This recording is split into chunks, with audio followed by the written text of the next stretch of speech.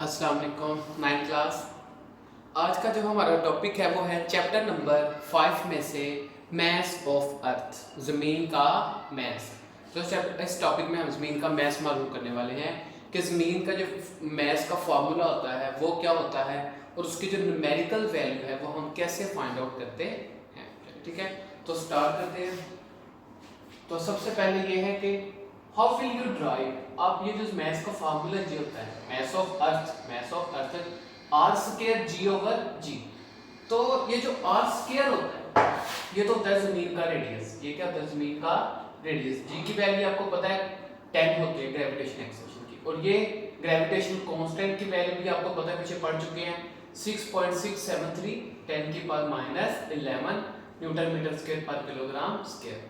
तो ये फार्मूला है। अब इस फार्मूले को हम ड्राइव करेंगे। ठीक है, तो सबसे पहले हमारे पास एक अर्थ है, ठीक है, जिसका नाम मैस है, मैस ऑफ अर्थ। और जमीन का रेडियस कितना है, सेंटर से किसी भी सर्कल की किसी भी पॉइंट तक का फासला रेडियस होता है, तो जमीन का रेडियस कितना है आर।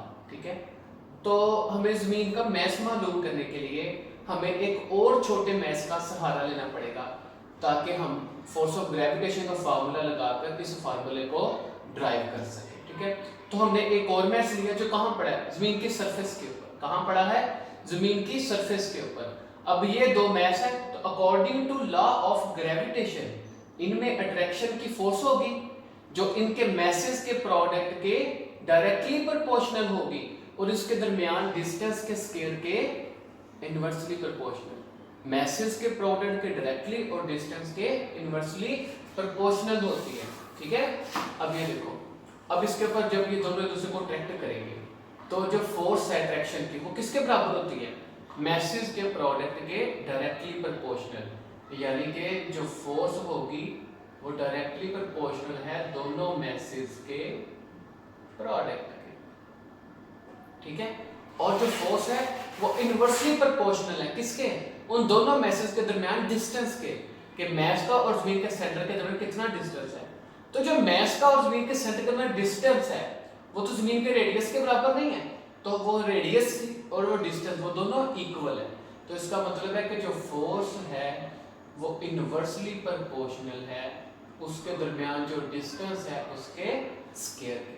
तो मैसेज के प्रोडक्ट के डायरेक्टली प्रोपोर्शनल होता है, लॉ ऑफ ग्रेविटेशन की डेफिनेशन पढ़ी हुई है आपने। तो मैसेज के प्रोडक्ट के डायरेक्टली प्रोपोर्शनल और डिस्टेंस के स्क्वायर के इनवर्सली प्रोपोर्शनल। और जब हम इन दोनों को कंबाइन करेंगे तो ये फार्मूला बन जाएगा m/v ओवर r का स्क्वायर।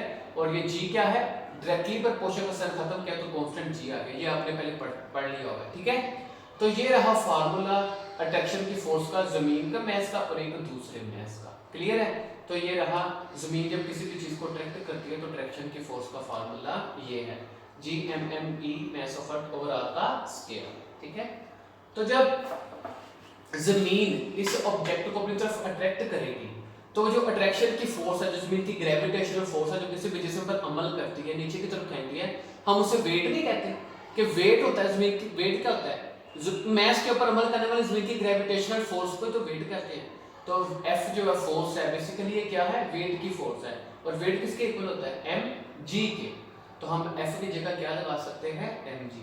तो मैंने F की जगह क्या लगा दिया, mg लगा दिया, और बाकी रकम वैसे की वैसे ही। ठीक है, अब m से क्या होगा, कट जाएगा, बाकी क्या बचेगा, g equal to gm mass of earth over r का स्क्वायर। ठीक है, ये फार्मूला हमारा यहाँ तक आ गया। अब हमने क्या निकालना है, जमीन का मैस हमने निकालना है me, जमीन का मैस। तो बाकी सारे लोग दूसरी तरफ ले जाते हैं, r स्क्वायर डिवाइड हो रहा है, इस g के साथ आकर क्या आ जाएगा, मल्टीप्लाई, g मल्टीप्लाई हो रहा है, इधर आकर क्या हो जाएगा, डिवाइड। तो ये निकल आया मैस ऑफ अर्थ का फार्मूला। सर हमने ड्राइव कर लिया है ये वाला फार्मूला जो हमने कहा था कि मैस ऑफ अर्थ का। ठीक है, अब हम न्यूमेरिकल वैल्यू मालूम करने वाले हैं जमीन के मैस की, कि जो जमीन है और उसका जो मैस है उसकी न्यूमेरिकल वैल्यू क्या होती है। ठीक है, तो numerical value of mass of अर्थ। अब हम इसमें numerical value numbering values put करेंगे तो हमारा आंसर निकलेगा। जैसे g की वैल्यू, स्मॉल g की वैल्यू क्या होती है, ग्रेविटेशन एक्सेलरेशन की 10 मीटर पर सेकंड स्क्वायर। ठीक है, 9 से पढ़ते आ रहे हैं। और जमीन का रेडियस कितना है, अब आपको एक वैल्यू और मेरी याद करनी पड़ेगी जो पहले आपने शायद ना पढ़ी हो, कि जो ज़मीन का रेडियस है उसकी वैल्यू जो फिक्स होती है वो कितनी होती है 6.4 इंटू 10 की पावर 6 मीटर। ये रहा हमारी ज़मीन का रेडियस। तो ये भी आपने याद कर लेनी है, जैसे जी की वैल्यू याद है और कैपिटल जी ग्रेविटेशन कांस्टेंट है उसकी वैल्यू क्या है 6.673 10 की पावर -11 न्यूटन मीटर स्क्वायर पर किलोग्राम स्क्वायर। तो ये जैसे ये वैल्यू फिक्स आपको याद है, ये भी याद है, इस तरह आपने ज़मीन का रेडियस भी याद कर लेना है। तो इन तीनों वैल्यूज को हम मैथ्स ऑफ अर्थ में पुट करेंगे और हमारा क्या निकलेगा आंसर।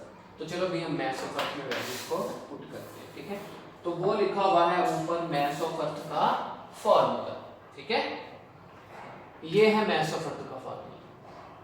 तो मैथ्स ऑफ अर्थ जी की जगह आ गया 10 मीटर पर सेकेंड स्क्वायर, रेडियस की जगह क्या आ गया 6.4 इंटू 10 की पावर 6 का स्क्वायर, बटे में जी है तो बटे में किसकी वैल्यू लिख दी है जी की। हाँ जी, यहाँ तक क्लियर है। सबसे पहले क्या करो, इसका स्क्वायर है 6.4 10 की पावर 6 मीटर का स्क्वायर है, सबसे पहले इसका स्क्वायर लो कैलकुलेटर पे। तो जब इसका स्क्वायर लोगे तो आंसर ये आ जाएगा 4.09 10 की पावर 30। अब ये मीटर है तो स्क्वायर से क्या आ जाएगा मीटर स्क्वायर। क्लियर है। अब इसको मल्टीप्लाई कर दो 10 से, किससे मल्टीप्लाई कर दो 10 से, पावर 13 थी 10 से मल्टीप्लाई किया तो इसकी पावर क्या हो गई 40, पावर क्या हो गई 40। और यूनिट वैसे का वैसे ही देखो मीटर स्क्वायर वैसे का वैसे ही है, ms -2 है तो मीटर पर सेकंड स्क्वायर वो वैसे का वैसे ही है, कोई भी चेंज नहीं आया। और बटे वाली रकम वैसे की वैसे। क्लियर है। सबसे पहले हमने इसका स्क्वायर लिया स्टेप में और नेक्स्ट हम लिखा कि इसको 10 से मल्टीप्लाई कर दिया, ये आ गया। अब हम डिवाइड करेंगे तो हमारा आंसर आ जाएगा। तो इससे पहले हम डिवाइड करने से पहले हम एक दफ़ा यूनिट को सोल्व कर लेते हैं। तो ये देखो जो ये यूनिट था मीटर स्क्वायर और मीटर पर सेकंड स्क्वायर, ये यहाँ लिख लिया, इकट्ठा लिख लिया, कोई मल्टीप्लाई हो तो इकट्ठा लिख लिया मैंने। तो ये मीटर स्क्वायर और ये मीटर स्क्वायर क्या हो जाएगा एक दूसरे से कट जाएगा, ठीक है। अब हम डिवाइड बाद में कर लेंगे, पहले जरा यूनिट सोल्व कर लेते हैं क्योंकि डिवाइड करने आंसर आ जाना बात खत्म, ठीक है। बाकी ये मसला तो खत्म हो गया मैथमेटिकली। अब बस यूनिट का थोड़ा सा समझ लो, मीटर स्क्वायर से कट गया। बाकी ये देखो kg -2 है, ऊपर आके क्या हो जाएगा +2, तो मैंने रकम लिख दी ms -2 वैसे का वैसे, kg नीचे माइनस था ऊपर आके क्या हो गया प्लस, और बटे में न्यूटन अकेला रह गया क्योंकि kg -2 था वो ऊपर जाके +2 हो गया, ठीक है।